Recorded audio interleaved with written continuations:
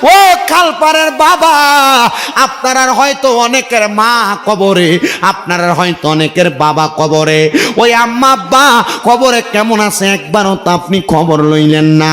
আব্বা আম্মা কবরের মধ্যে বড় কষ্টে আছে না ভালো আছে আপনি খবর লইলেন না। আল্লাহর দরবারে ফরিয়াদ, ও মনি, ও আল্লাহ গো, যারা তাদের মারে, যারা তাদের বাবারে অন্ধকার কবরের মধ্যে শোয়া দিয়া আজকের খালপাড়ের মাহফিলে বসছে, ও আল্লাহ তাদের মার কবরটারে তুমি জান্নাতের বাগান বানাইও, তাদের বাবার কবরটারে তুমি জান্নাতের বাগান বানাইও। ও খালপাড়ের বাবা, খালপাড়ের বন্ধুরা, আপনারা যারা জান্নাতের বাগানে বসছেন, হয়তো আপনার মা কবরে, আপনার বাবা কবরে, আপনি কেমন আছে জানেন না। মনে রাখবেন আজকের আখিরি মুনাজাতের মধ্যে আপনি যদি আপনার মার জন্য, বাবার জন্য চোখের মনি কোঠার মধ্যে একটা মাছির মাথা পরিমাণ পানি চাইনা দিয়া কান্না করেন, ওই পানিটা মাটিতে পড়ার আগে আগে আমার আল্লাহ তাআলা আপনার মা বাবার জীবনের গুনাহ মাফ করে দিবে। অনেক সন্তানেরা এদের মা বাবার সঙ্গে খারাপ ব্যবহার করে, অনেক স্ত্রীর কথা শুই না মা বাপরে বাদ দেয় না। বউ বলে তোমার আরো 2-3 ভাই আছে, তুমি কেন মা বাপরে একা একা খাওয়াও? এই কথাটা শুই না অনেকে মা বাপরে খানা দেয় না। আমি বলবো রে সন্তান, কেউ যদি এমন কর্ম করে থাকো, দেও তোমার পাও আমার সামনে দাও, আমি শামীম রেজা জিব্বা লাগে তোমার পাও পরিষ্কার করে দিব। তবু আদা করো আমার আল্লাহ তাআলা যেন তোমার মা বাপরে মাফ করে দেয়। তবু আদা করো ওই মা বাপরে জুদা করে থাকলে, আলাদা করে থাকলে এখান থেকে বাড়িতে যাইয়া মা বাবার পায়ের মধ্যে ধরবা, ধরে বলবা মা ও আব্বা জান, আল্লাহর রাস্তা আমারে মাফ করে দে। যতক্ষণ পর্যন্ত তোমার মা তোমার বাবা মুখ দিয়া বলছে তোমারে মাফ করে দিছি, ততক্ষণ পর্যন্ত মা বাবার পাও ছাড়বা না। বলে হুজুর কেন গো, কেন মা বাবার পাও ছাড়তাম না? আজকের মাহফিল কবুল হবে কি হবে না এটার গ্যারান্টি কেউ দিতে পারবে না, তবে আমি শামীম রেজা একটা গ্যারান্টি দিয়া যায়। যদি তোমরা এখান থেকে বাড়িতে যে মা বাবার পায়ে ধরে মাপ চাও, আম্মা আব্বার মধ্য থেকে যদি একজন বাবা আগামীকালকে খালপাড়ের চা দোকানে বইসা বলে, হ্যাঁ শামীম রেজার ওয়াজ শুই না আমার ফুতে রাত্রবেলা আমি আব্বার পায়ে ধরে মাপ চাইছে, কিন্তু কোনোদিন আমার ফুতে আমি বাবার লগে অন্যায় করে নাই, মনে করবা মাহফিল কবুল হয়ে গেছে। কারণ কি রে, কারণ কি? আম্মা আব্বার পায়ে ধরলে তোমার দাম কমবে না, আম্মা আব্বার পায়ে ধরলে তোমার সম্মান কমবে না। আম্মা আব্বার কদমে যদি দইরা তুমি ছোট হইতে পারো, সারা জগতের কাছে আল্লাহ তোমারে বড় বানাইব। কিন্তু বর্তমান জামানায় সন্তান চিন্তা করে হুজুর আমি আমার মা বাবার পায়ে ধরবো দূরের কথা, আমি তো 2 ঈদের সময় আম্মা আব্বার পা ছুঁয়া সালামি আমি করি না। হায়রে না না না, আম্মা আব্বার পায়ে ধরলে সন্তানের দাম কমে না, ইজ্জত কমে না, আল্লাহ তাআলা তার দাম বাড়ায়া দেয়। শুধু পায়ের মধ্যে ধইরা সালাম করা না, মাঝে মাঝে সুযোগ পাইলে আম্মা আব্বার পায়ের মধ্যে চুমা দিবা। কোনোদিন মা বাবার পায়ে চুমা দিছো কিনা জানি না রে খালপাড়ের বাবারা, কোনোদিন মা বাবার পায়ে চুমা দিছো কিনা জানি না গো খালপাড়ের মা বোনেরা। তবে আমার দিকে তাকাও, আমি গুনাহগার মানুষের কুমিল্লা শহরের মধ্যে 6টা মাদ্রাসা চলে, আমার 6টা মাদ্রাসার মধ্যে এখনো পর্যন্ত 817 জন ছাত্র ছাত্রী পড়ালেখা করে। কিন্তু আমি জানি এটা আমার এলেমের জোর দিয়া না, শিক্ষাগত যোগ্যতা দিয়া না, এটা একমাত্র আমার আম্মা আব্বার দোয়ার বরকতে। আমি যখন মাত্র ক্লাস 6-7 পড়তাম, ওয়াজ মাহফিলে শুই না আম্মা আব্বা ঘুমন্ত অবস্থায় যে মা বাবার পায়ের মধ্যে চুমা দিছে। আমার আল্লাহ তাআলা আমার যেই সম্মান দিছেন, যে ইজ্জত দিছেন, আমি আর 1%ও পাওয়ার উপযুক্ত না, কিন্তু আমার আম্মা আব্বার দোয়ার বরকতে আল্লাহ তাআলা আমার সম্মান বাড়াইয়া দিছে। কিন্তু সন্তানের দল, তুমি তো আম্মা আব্বারে ধমক দাও, তুমি তো আম্মা আব্বারে আঘাত দিয়া কথা বলো, তুমি তো আম্মা আব্বার মনে কষ্ট দিয়া কথা বলো। আমি বলবো না, দে সন্তান তোর পাও আমার সামনে দে, আমি আমার জিব্বা লাগাইয়া তোর পাও আমি পরিষ্কার করে দিব। তবু আদা করবা কোনোদিন মা বাবার মনে কষ্ট দিবা না, আম্মা আব্বার মনে আঘাত দিবা না। অনেকে চিন্তা করে হুজুর যাদের বাড়িতে মা আছে তারা বাড়িতে যাইয়া মার পায়ে ধরে মাপ চাইব, আমার তো মা নাই, আমি কার পায়ে ধরে মাপ চাইব? অনেকে চিন্তা করে হুজুর যাদের বাড়িতে আব্বা আছে তারা বাড়িতে যাইয়া আব্বার পায়ে ধরে মাপ চাইব, আমার তো আব্বা নাই, আমি কার পায়ে ধরে মাপ চাইব? সন্তান চিন্তা করবা না, আব্বা মা যদি না থাকে আল্লাহর নবী তো সিস্টেম শিখিয়ে দিছে দোয়া করার। আব্বা আম্মার কবরের সামনে যাইয়া পশ্চিম দিকটারে পিছনে রাইখা আম্মার মুখটা আব্বার মুখটা যেদিকে ফিরানো পশ্চিম দিকে, তুমি আব্বা আম্মার মুখ বরাবর হইয়া পূর্ব দিকে ফিরা আল্লাহর কাছে দোয়া করবা, রব্বির হামহুমা কামা রব্বায়ানি সগীরা ওয়া কুর রব্বির হামহুমা কামা রব্বায়ানি সগীরা। নবী আমার কই উম্মত, আব্বা আম্মা মারা যাওয়ার পর কোন সন্তান যদি চোখের মণিকুটার মধ্যে একটা মাছির মাথা পরিমাণ পানি চাইরা দিয়া কান্দে, ওই পানিটা মাটিতে পড়ার আগে আগে আমার আল্লাহ তাআলা তার মা বাবার জীবনের গুনাহ মাফ করে দেয়। অনেক সন্তানরা চিন্তা করে হুজুর আমার মা বাবা আমার ইনকামের টাকার উপরে খবরদারি দেখায়, এই জন্য আমি আমার মা বাবার সাথে খানা খাই না। আরে মারা যাওয়ার পরে কেউ তোমার খবরদারি দেখাইবে না, মারা যাওয়ার পরে কেউ তোমার কাছে খোঁজ খবর নেওয়ার জন্য আসবে না। মা বাপ যদি খারাপও হয় আল্লাহর নবী তো বলতেছে যদি বেশ্যাও হয় ওই আম্মা আব্বার দাম কিন্তু সম্মানের কাছে মা বাবার দাম। নবীজিকে সাহাবাই কেরাম বলে নবী গো আমার মা ইহুদি, আমি কি আমার মারে সম্মান করব? নবী কয় যতক্ষণ পর্যন্ত তোমার মা তোমারে শিরিকের আদেশ না দেয় ততক্ষণ পর্যন্ত তুমি তোমার মারে সম্মান করবা, ইজ্জত করবা। শোনেন না প্রখ্যাত নবীজির একজন সাহাবীর কথা, হযরতে আবু হুরায়রা রাদিয়াল্লাহু তাআলা আনহু, তিনি বলতেছেন জগতের মানুষ আমি যখন নবীজির দরবারে আসা যাওয়া করতাম নবীজির ধর্মটা আমার কাছে ভালো লাগা গেছে। আমি নবীজির দরবারের বারান্দা থাইকা একদিন আমার নবীকে কইলাম ইয়া রাসূলুল্লাহ ইসলাম ধর্ম তো আমার কাছে ভালো লাগে, আপনি আমারে ইসলাম ধর্মের কালেমা পড়ায়া দেন। আবু হুরায়রা ইসলাম কবুল করছে, ইসলাম ধর্ম কবুল কইরা হযরতে আবু হুরায়রা রাদিয়াল্লাহু তাআলা আনহু বাড়ির দিকে রওনা করছে।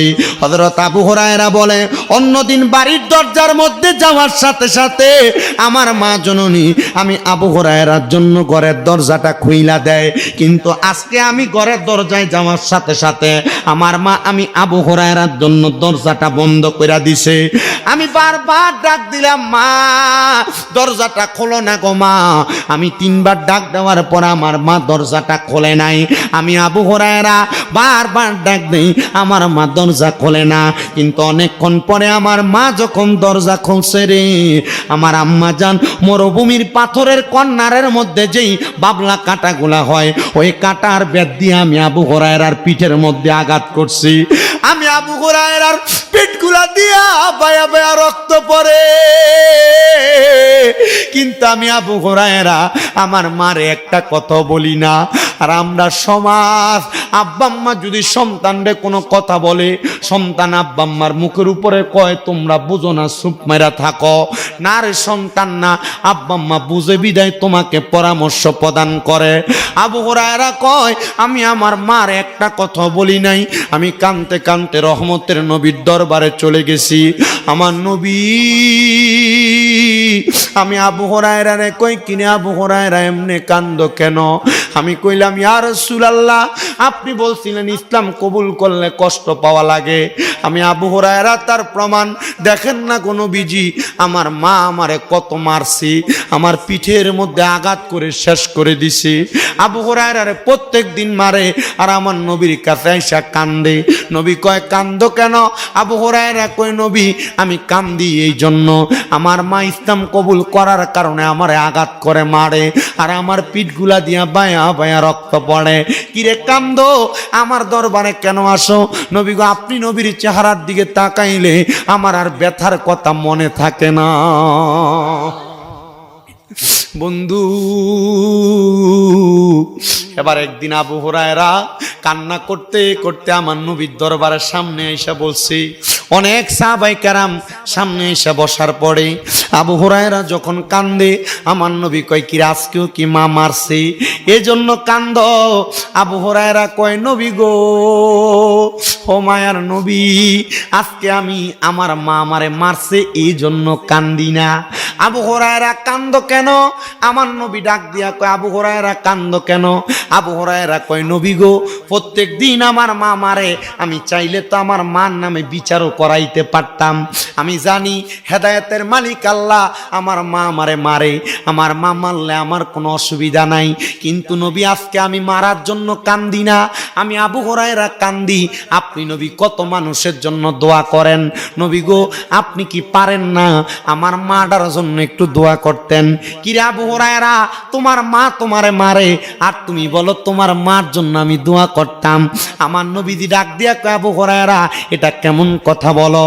আবু হুরায়রা কই নবী গো, আপনি না বলছেন কু আনফুসাকুম ওয়া আহলিকুম নারা, নিজে জাহান্নামের আগুন থেকে বাঁচো এবং তুমি তোমার আহালকে জাহান্নামের আগুন থেকে বাঁচাও।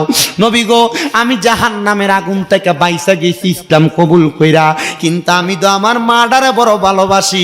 আমি আবু হুরায়রা আম্মা জানটা জাহান্নামের আগুনে জ্বলবে, আমি আবু হুরায়রা এটা সহ্য করতে পারি না।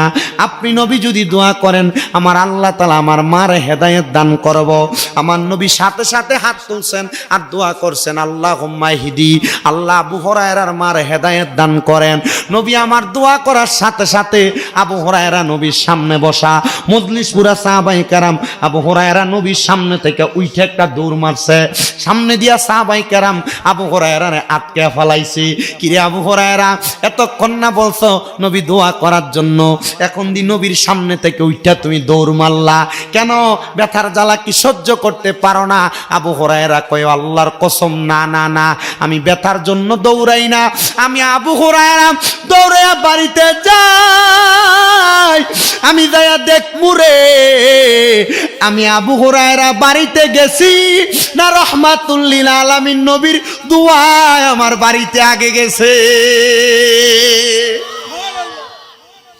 আবু হুরায়রা দৌড়ে বাড়িতে গেছে, ডাক দিয়া কয় জগতের মানুষ, অন্যদিন আমি ঘরের দরজায় যাইয়া 2-3 বার ডাক দেওয়া লাগে দরজা খোলবার লাগা, আর ওই দিন যায় দেখে আমার ঘরের দরজাটা দি খোলা। আমি ঘরে প্রবেশ করি সালাম দিয়া, আমি তাকে দেখলাম আমার আম্মা জান মনে হয় গোসল করে আসছেন। আম্মা জানের মাথার চুলগুলা বায়া বায়া পানি পড়তেছে। জিজ্ঞাসা করলাম মা, আজকে কি আপনি আমারে মারবেন না, আপনি আমারে আঘাত করবেন না, অন্য দিনের মতো কি দরজা বন্ধ করে ফেলবেন না? আমার মা আমারে ডাক দিয়া কয় আবু হুরায়রা, প্রত্যেক দিন তো তোমারে আমি মারি, কিন্তু আজকে মারার পরে আমি মার বিবেকটা একটা নাড়া দিছি। তুমি আবু হুরায়রা ইসলামের ভিতরে মজার এমন কি পাইছো, মজার এমন কি পাইছো? তোমার এত মারি তবু তুমি ইসলাম ধর্ম ছাড়ো না। আবু হুরায়রা কয় মা, ইসলাম ধর্মের নিয়ামত, ইসলাম ধর্মের মজা আমি পায়া গেছি, মারার পরে মরার পরে জান্নাত পাবো। আবু হুরায়রার মা কয় আবু হুরায়রা, আমি মা চিন্তা করলাম, আমি মা জননী তোমার মতো ইসলাম ধর্মের মজা গ্রহণ করতে চাই, আমি মা ইসলাম ধর্ম কবুল করতে চাই। আবু হুরায়রা কয় বাড়িতে আইসা দেখলাম রে আমার আগে রহমতের নবীর দোয়া আমার বাড়িতে চলে আসছে। আমার খালপাড়ের বাবা, ও খালপাড়ের বন্ধুরা, আজকের মাহফিল একটা তাজ্য প্রমাণ। এই খালপাড়ের মাহফিলের উসিলায় আল্লাহ তাআলা খালপাড়ের কবরবাসীর কবর আযাব মাফ করে দিবে। কথা কন্যা ঠিক কিনা? অনেকের মা কবরে, অনেকের বাবা কবরে। আল্লাহ তাআলা কবরে কেমন রাখছে মা বাপরে আপনি জানেন না। সন্তান, আপনার মা বাবা আপনার লাখ লাখ টাকার জায়গা জমি দিয়া গেছে, ওই জায়গা জমিতে আপনি থাকতেছেন, ওই জায়গা জমি আপনি ব্যবহার করতেছেন। চিন্তা করে দেখেন, যদি আপনি প্রতি মাসে 5,000 টাকা করে মা বাবার দেওয়া জায়গাতে ভাড়া থাকতেন, আপনার 12 মাসে 60,000 টাকা ভাড়া লাগতো। ওই মা বাপ যদি বাইচা থাকতো, সন্তান যদি আপনি প্রতি মাসে মা বাবার 1,000 টাকার ফল কিনে খাওয়াইতেন, 12 মাসে 12,000 টাকা টাকার ফল মা বাপরে খাওয়ানো লাগতো। মুনাজাত দেওয়ার আগে একটা সন্তান শুধু চাই, বলে হুজুর আমার মা নাই, আমার মাটার লেগে একটু খাস করে দোয়া করবেন। আমার বাবা নাই, আমার বাবাটার লেগে একটু খাস করে দোয়া করবেন। আগামী বছরে মাহফিলটা হইতো, এই বছর 15তম মাহফিল, আগামী বছর 16তম মাহফিল হবে। এই মাহফিলের প্যান্ডেলটা করতে যেই টাকা লাগে, আমি সন্তান আমার মারে ভালোবাসা, আমার বাবারে ভালোবাসা প্যান্ডেলের টাকার খরচটা আমি দান করে দিব। আল্লাহর কাছে দোয়া করবেন, এই প্যান্ডেলের সামিয়ানার নিচে কত মানুষ বসবে হুজুর, আল্লাহ তাআলা যেন আমার মা বাপরে জান্নাতের সামিয়ানার নিচে বসায়। আছেন নাকি একটা সন্তান, ধন্য মায়ের ধন্য সন্তান, ধন্য বাবার ধন্য সন্তান, প্যান্ডেলটা করতে যে খরচ লাগে খরচটা আগামী বছর দান করবেন।